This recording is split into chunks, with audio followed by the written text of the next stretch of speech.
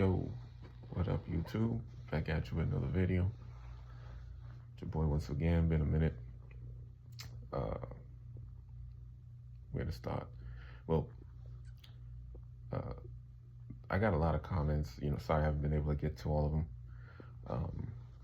Even DMs, which is, I'm really not a social media person, so forgive me if I don't get back to y'all quickly, but I will get back to you, always.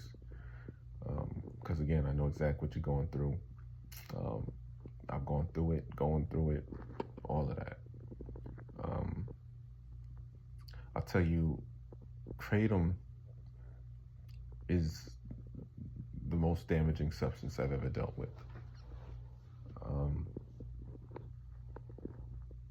And I will say it's also the hardest to kick because of the accessibility. I've said that before, but that's really what it is. It's so easily accessible that you can always kick the can and be like, you know what, this will be the last one. This will be the last one. This will be the last one. $10,000 later, you're still on the shit.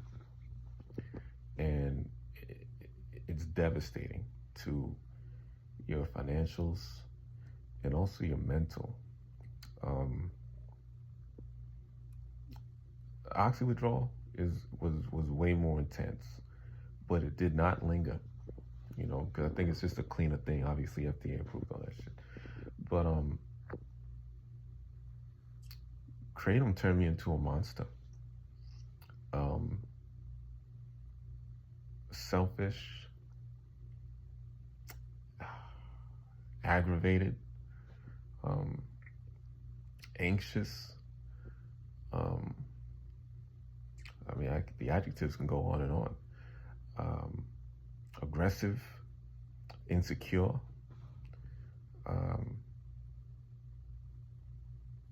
not me at all. It brought out the worst in me,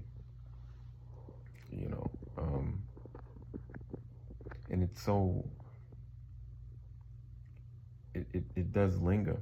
Like with oxy withdrawal, don't get me wrong, it takes a long time too. It still takes the same amount of time, but there's so much more progress.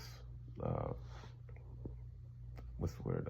Visible progress with oxys after the fourth day. You're like, you're on the mend. With Kratom, it's just the whole time.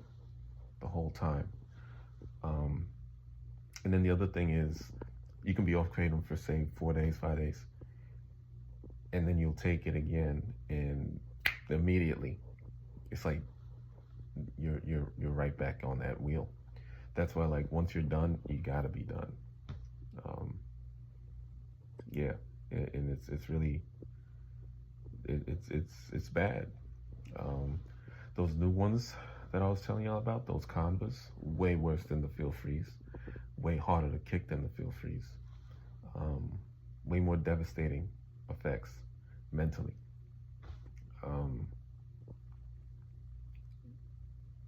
I think once you're aware of it, it don't make things easier. It's still going to be hard, but once you're aware of it, you can have a disdain for it. You can see that this shit is just damaging everything. Like, I've damaged my relationships with my family, my reputation, all of that. And for a long time when I was using, I think I was trying to hide all of this, right? Or not really accept that this stuff really did have an effect on my mental, big time.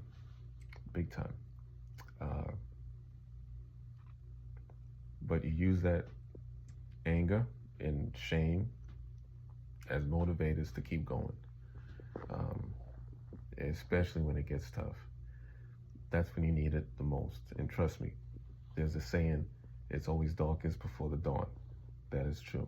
It's gonna start out bad, but like manageable. Then it's gonna get rough, and it's gonna get to the point where you're like, let me just go take this. Don't do it. All right, just stay the course and ride the shit out. All right, ride ride it out. And then you're going to come out on the other side full of remorse and full of humility. All right. And then you can start repairing the damage that you've done to yourself in your life. So I hope everybody's all right, and hope this video is of any assistance and help to anyone going through it, hating themselves at the moment. That's okay. That's part of the course. You're going to be okay. All right.